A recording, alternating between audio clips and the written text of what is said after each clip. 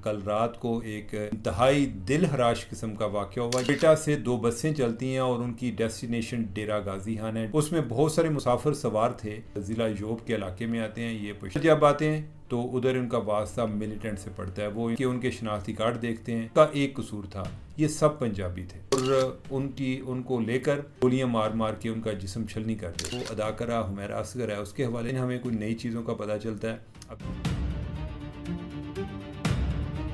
अस्सलाम वालेकुम नाजरीन, उम्मीद है कि आप लोग खैरियत से होंगे। नाजरीन, आज मैं व्लॉग नहीं करना चाह रहा था, लेकिन कल रात को एक इंतहाई दिल हराश किस्म का वाक़या हुआ जिसने मुझे मजबूर कर दिया कि मैं उस इशू पर बात ज़रूर करूं।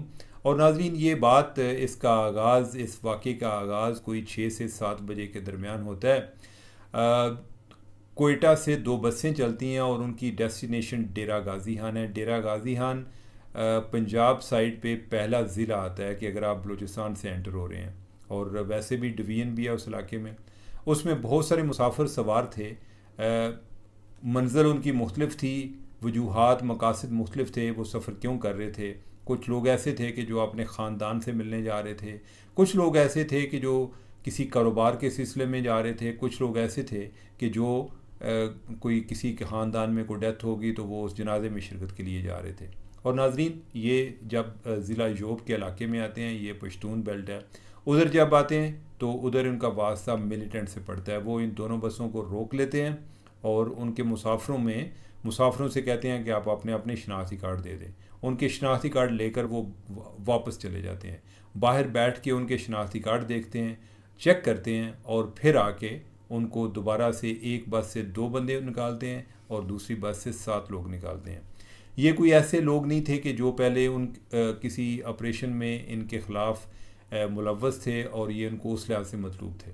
उनका एक कसूर था, ये सब पंजाबी थे और उनको लेकर वो एक साइड पर चले जाते हैं। उधर गोलियां मार मार के उनका जिस्म छलनी कर देते हैं और उनका पंजाबी होने के अलावा उनका कोई कसूर नहीं था। अगरचे उन पर इल्ज़ामात मुख्तलिफ लगा देते हैं जी कि फ़लाँ का जसूस था। आम तौर पे ये जो इस तरह की प्रेस रिलीज़ें जारी करते हैं, उसमें क्या होता है कि जी ये जो ISI के और MI के एजेंट्स हैं या उनके मुलाजम हैं या ये लोग जो हैं FC के एम्प्लॉइज़ थे, ये सब झूठ था। इनका इससे कोई ताल्लुक़ नहीं था। जो लोग बेचारे मारे गए उनमें से 2 भाई थे, एक का नाम उस्मान था, एक का नाम जाबिर था। उनका ताल्लुक़ दुनियापुर से था। उनके वालिद की डेथ हो गई थी, वो उधर अपने वालिद के जनाजे में शिरकत के लिए जा रहे थे। उन्हें नहीं आइडिया था कि उनका जनाजा और उनके बाप का जनाजा एक टाइम पर निकलेगा। और अब जो है इनके घर वाले जो उनका इंतज़ार कर रहे थे कि वो आएंगे तो जनाजा कराएंगे, अब वो उनकी मैयतों का इंतज़ार कर रहे हैं कि वो कब पहुंचती हैं तो फिर हम जो है इन सब का जनाजा करा के तो इनकी तदफीन करेंगे। नाजरीन, उनमें से एक और बंदा था जिसका नाम साबिर था। वो काफ़ी अरसा से कोयटा में बावर्ची का काम कर रहा था। वो अपने इलाके में कामों के जा रहा था। अब यह है कि उसने पहले डेरा गाजी खान जाना था। डेरा गाजी खान से आगे वो गुजरांवाला की बस लेता तो वो उधर कामों की पहुंचता। और उसके 3-4 बच्चे थे, सारे जो हैं वो उधर गुजरांवाला में रह रहे थे, कामों की में रह रहे थे। वो उनको अपने साथ रखना भी अफोर्ड नहीं कर पा रहा था। उसके भाई का कहना है कि हमारे हालात ऐसे हैं कि हम अपने भाई की लाश लेने भी, मैयत लेने भी नहीं जा सकते। और वो हुकूमत से अपील कर रहे थे कि आप हमें जो है उनकी जो मैयत की फराहमी में हमारे हेल्प करें।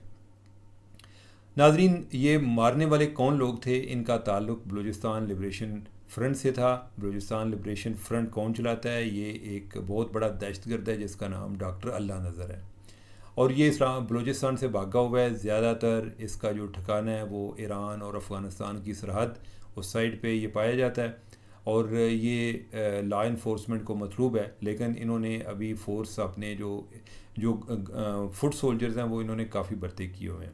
नाजरीन, ये चाहे बलूचिस्तान लिबरेशन फ्रंट हो, बलूचिस्तान लिबरेशन आर्मी हो या कोई और हो, इनका एक एजेंडा वो मुश्तरक होता है, वो ये पंजाबियों को मारते हैं। और ये इंतहाई अफसोस की बात है। अफसोस कहूँ या मज़म्मत करूँ, लेकिन ये तमाम अल्फाज अपने मानी खो चुके हैं और ये मानी इसलिए खो चुके हैं कि हम अभी तक इन लोगों के ख़िलाफ़ कुछ भी नहीं कर सके। ये वो लोग हैं कि जिनके हकूक़ के लिए पंजाब के बहुत सारे दानश्वर लोग इनके लिए आवाज़ें उठा रहे होते हैं, लेकिन उनको इसकी कोई परवाह नहीं है।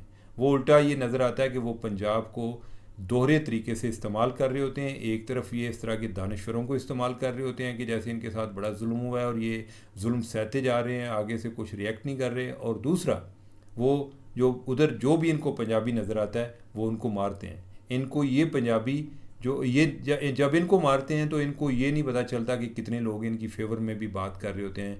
इनकी फेवर से ज़्यादा बलूचिस्तान के राइट्स के लिए बात कर रहे होते हैं। और नाजरीन, इनको राइट्स वैसे काफ़ी अभी मिले भी हैं। 18वीं तरमीम के बाद बहुत पैसा मिलता है। अब जो अगर बंदा कहता है कि वसाइल का मसला है, वो बकवास करता है।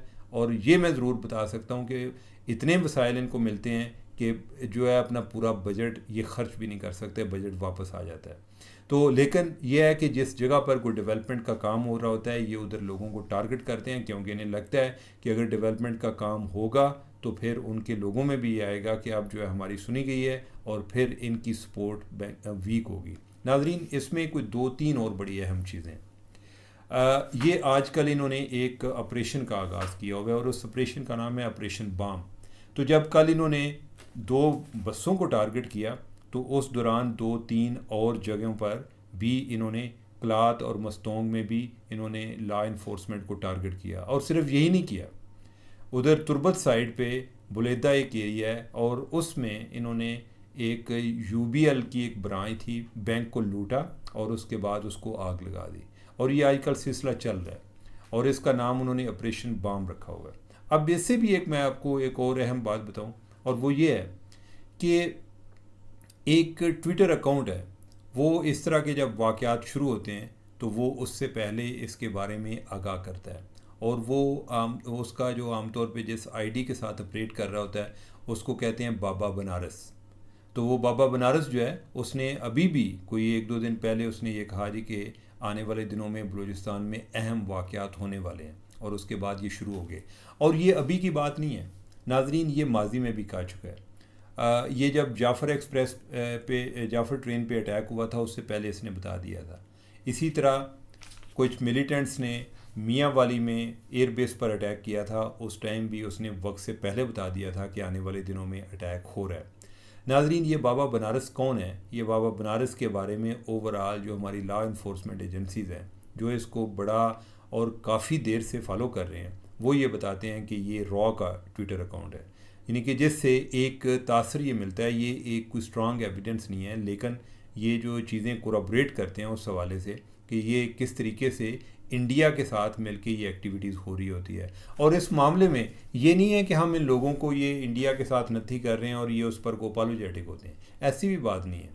जब पाकिस्तान पर इंडिया ने हमला किया था तो उस टाइम भी BLA वालों ने को प्रेस रिलीज़ भी जारी की थी और उन्होंने कहा था जी कि अगर को मज़ीद इंडिया भी पाकिस्तान पर अटैक करे और हम भी इनके साथ पाकिस्तान के ख़िलाफ़ जंग में हम बराबर के शरीक हैं। तो ऐसे लोगों के ख़िलाफ़ क्या एक्शन होना चाहिए? मैं आए दिन हर बंदे को ये सुनता हूँ कि जी इसका कोई सियासी हल तलाश करें। आप मुझे बताएं कि जो लोग एक खौफ की अलामत बन जाए, जो लोग पूरी अपनी एक पॉपुलेशन को भी टेरराइज़ कर लें, जो कि उनकी एक ताकत की अलामत बन जाए, क्या वो अब मुज़ाकरात करके तो वो अपने आप को गुमनामी की ज़िंदगी में वापस ले जाने की कोशिश करेंगे या चाहेंगे कि ऐसा हो? ऐसा मुमकिन नहीं है। और जो इस तरह की उम्मीदें रखते हैं वो इंतहाई बेवकूफ़ लोग हैं। इसके लिए दोनों चीज़ें चाहिए। इसके लिए एक स्ट्रॉन्ग किस्म का एक इनके ख़िलाफ़ एक काउंटर इंसर्जेंसी भी चाहिए। उसको आप जो है ऑपरेशन का नाम दे लें, उसको कोई और नाम दे लें, और जब इनकी आप कमर तोड़ दें तो उसके बाद इनके साथ मुज़ाकरात होने चाहिए। जब इनको पता चले कि अब वो पहले वाली अय्याशी या पहले वाला टेरर ये नहीं फैला सकते, अब इनके लिए सिर्फ ये ऑप्शन रह गया कि किसी तरह को मुज़ाकरात करके अपने लिए कुछ थोड़ी बहुत स्पेस क्रिएट कर लें। इनके साथ जितना हम लेट कर रहे हैं ये ओवरऑल हमारे लिए बलूचिस्तान जो है वो इसी तरह लग रहा है कि जैसे लोग जाते हैं किसी दूसरे मुल्क में। और ये जो लोग हैं, ये जो आए हैं और ये जो बस में बेचारे मारे गए, ये इसी तरह के जैसे कोई 1947 का वाक़या हो और पार्टीशन हुई हो और हिंदुस्तान से लोग पाकिस्तान में आ रहे हैं और मारे गए। ये तो उसी तरह का वाक़या है। और नाज़रीन, ये माजी में भी इस तरह के वाक़यात कर चुके हैं। अभी जो इसी साल कोई फरवरी में इन्होंने इस तरह के को अटैक किए हैं बारखान में। पिछले साल अगस्त में इन्होंने को 22 लोग मारे थे और वो भी क्या क्या उनकी आइडेंटिटी की बुनियाद पे कि वो पंजाबी थी, इस बुनियाद पे उनको टारगेट किया गया। तो नाजरीन, इस मामले में हमें कोई गुमगू की कैफियत से निकलना चाहिए। हम सब लोग बड़े एक पॉपुलर होना चाहते हैं माशाल्लाह। हम ये चाहते हैं कि हम कोई ऐसी बात ना करें कि जिससे कोई अवाम जो है वो उनको कोई उनके जो पहले ख्यालात हैं उनके साथ कोई उनके बरक्स ना आए, उसके कोई मुतजाद ना आए। हमें हर तरफ से अप्रिसिएशन मिले, ये पता चले कि जी ये बंदा जी बड़ा बहुत जी अच्छी बातें करता है, लेकिन हल की तरफ नहीं आना। और इसीलिए बलूचिस्तान का इशू जो है वो हमारे लिए एक कैंसर बनता जा रहा है। इसका तदारक बहुत ज़रूरी है। अदरवाइज़ वो बलूचिस्तान जो कि पाकिस्तान की आबादी का जिधर कोई मेरे यानी कि उधर जो है 6% बनता है, जो वो बलूचिस्तान कि जो अदरवाइज़ पाकिस्तान का 45% है, आप 50% कह लें कि पाकिस्तान का आधा हिस्सा एरिया के लिहाज से आधा हिस्सा है पाकिस्तान।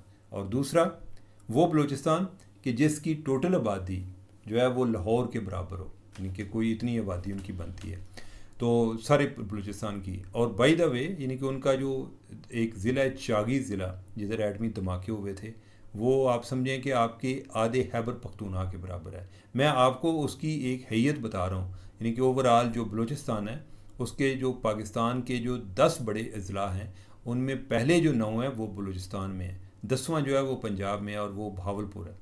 तो ये मैं आपको उसकी एक जोग्राफी अहमियत की बात बता रहा हूँ कि पॉपुलेशन इतनी नहीं है, लेकिन यह है कि रकबे के लिहाज से एक बड़ा सूबा है। और वो उसमें यानी कि हमारा इतनी कम पॉपुलेशन के बावजूद हमारा अगर जो है वो सबसे बड़ा चैलेंज बनता जा रहा है, तो हमें इसके बारे में अपनी पॉलिसीज़ को रिव्यू करने की ज़रूरत है। नाजरीन, अब जो अपने नेक्स्ट टॉपिक की तरफ बढ़ते हैं और वो भी एक इंतहाई अफसोसनाक, और पिछले हमको 2-3 दिन से उस पर बात कर रहे हैं, और वो जो अदाकारा हुमैरा असगर है उसके हवाले से है। आए दिन हमें कुछ नई चीज़ों का पता चलता है। अभी यह है कि उनकी फ़ैमिली के हवाले से इतनी ज़्यादा बातें हुई, फैमिली भी मजबूर हो गई, और उनके जो भाई हैं हुमैरा असगर के, वो उनकी डेड बॉडी लेने के लिए वो कराची पहुंच गए। उन्होंने अपनी गुफ्तगू में बताया कि हुमैरा का हमारे से रब्ता कम होता था, और अक्सर यानी कि जब हम उसको पूछते थे कि वो किस जगह पर रहती है तो वो नहीं बताती थी। और ये जो बाकी लोग जो भी अभी मंजर आम पर आ रहे हैं उनकी बातों से भी ये एक तासर मिलता है कि किसी को ये नहीं आइडिया था कि वो किधर रह रही है। सो मच कि एक बंदा जिसने उसके साथ शूटिंग की है या जिसके प्रोडक्शन उसके लिए हुमैरा ने शूटिंग की, जो कि मेरे ख्याल शायद उसका आखिरी काम होगा, कोई वो अक्टूबर में 2 अक्टूबर को उसके साथ उसकी लास्ट टाइम बात हुई थी। वो भी कहता है कि उसके बाद मैं उसको तलाश करता रहा हूँ, मेरा उसके साथ कोई रब्ता ही नहीं हुआ। उसको ये आइडिया ही नहीं था कि वो किस जगह पर रहती है। वो अपने घर वालों को भी नहीं बताती थी कि वो किस जगह पर रहती है।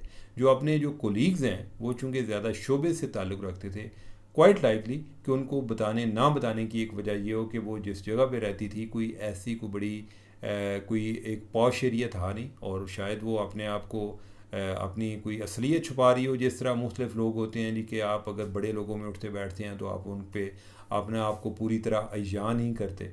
और फैमिली जो है फैमिली से भी वो छुपाती थी। आई डोंट नो कि फैमिली इसका क्या मतलब लेती थी, लेकिन उसके चचा वो भी उन्होंने बताया, उन्होंने कहा कि यानी कि वो उसके घर वाले उससे खुश नहीं थे कि उसकी जो एक शोबिज़ की लाइफ है या जो उसका फ़ैसला है।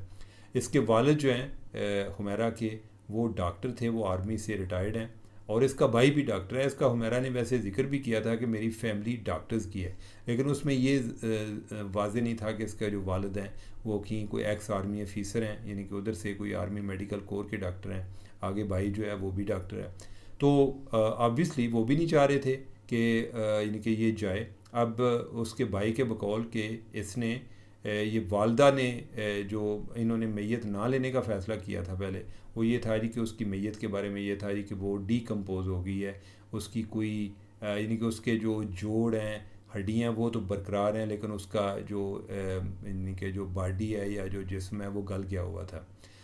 कोई तशद्दुद के निशानात नहीं थे, और अभी तक जो मालूमात आ रही हैं वो यही आ रही हैं कि उसकी ही अक्टूबर में ही डेथ हो चुकी थी। और उसकी फ्रिज से भी जो चीज़ें मिली उनकी एक्सपायरी डेट भी अक्टूबर की थी। तो जिससे मज़ीद ये एक इस शुबे को तक़वियत मिलती है कि उसकी जो डेथ है वो अक्टूबर में ही होगी, और तब से ही किसी ने उसकी परवाह नहीं की। तो नाज़रीन, ओवरऑल ये बड़ा ही एक सैड इंसिडेंट है। मैं अक्सर सोचता रहता हूँ कि मैं इस पर किसकी बात करूँ और किसकी साइड लूँ। अब यह है कि हम आजकल सब लोग वालदैन को कोस रहे हैं जी कि उन्होंने जी देखें, उनको ख्याल करना चाहिए था। अब यह है कि हम जिस कल्चर में रहते हैं, हम बातें बहुत ज़्यादा करते हैं, लेकिन हम कई लिहाज से फील करते हैं कि हम सोशली कंजर्वेटिव हैं। कोई बंदा किसी लिहाज से कोई लिबरल होता है, किसी एक दूसरे एंगल से वो कंजर्वेटिव होता है। तो ओवरऑल ये एक बहुत ही सैड इंसिडेंट है। अगर जो हुमैरा है उसकी एक अपनी एक चॉइस थी कि उसने शोबिज़ में जाना था, तो इसी तरह जो वालदैन हैं उनकी भी एक चॉइस थी कि हम उसके साथ ताल्लुक़ नहीं रखेंगे। फिर चॉइस जो है वो तो दोनों तरफ होगी। अब यह है कि ओवरऑल इस सारे अमल के बाद प्रॉबली उन्हें ये लगा कि जिस बात से वो डरते थे या वो उनको नहीं चाहते थे कि उनकी फैमिली का किसी शोबिज़ की लाइफ के साथ कोई लिंक आए, तो इसलिए शायद वो उसकी डेड बॉडी लेने से पहले हिचकिचाहट का मुजाहरा करते रहे। लेकिन फाइनली उन पर एक प्रेशर बढ़ा और उन्हें करना पड़ा। और ये मेरे ख्याल है कि उनका ये एक अच्छा फ़ैसला है, दुरुस्त फ़ैसला है। अल्टीमेटली यानी कि जब वो उसकी डेथ हो गई है तो आपकी नाराज़गियाँ किस बात की। और इस सारे अमल में यानी कि अब वो ख्वार नहीं हो रही, अब आपका ट्रायल हो रहा होता, उसकी ख़ानदान का ट्रायल हो रहा होता। अल्लाह ताला सबको इस तरह की कोई ट्रेजिक किस्म के इंसिडेंट से बचाए और इस तरह के वाक़यात जो हैं कम से कम हों। लेकिन ओवरऑल नाजरीन, जिस दौर में हम रह रहे हैं इसमें अगर हम सोशल मीडिया इस्तेमाल करते हैं और हम ये समझते हैं कि हमारा इससे कल्चर भी बरकरार रहेगा, तो ये बड़ा मुश्किल काम है। ओवरऑल जो ग्लोबल कल्चर है उसमें सारे कल्चर जो हैं वो मिक्स होते जा रहे हैं। उसमें पाकिस्तान का तो पहले कल्चर था ही को नहीं। हम यही कहते रहते थे कि हमारा कल्चर, लेकिन अगर कोई किसी को डिफ़ाइन करना पड़ जाए तो वो कर नहीं पाता था। मैं उस कल्चर की बात कर रहा हूँ जिसको कोई प्रैक्टिस भी कर रहे हूँ। तो ओवरऑल ये है बड़ा ही सैड इंसिडेंट है। अल्लाह ताला सबको इस तरह के वाक़यात, इस तरह के हादसा से बचाए। नाज़रीन, मुझे दें इजाज़त। अल्लाह हाफ़िज़।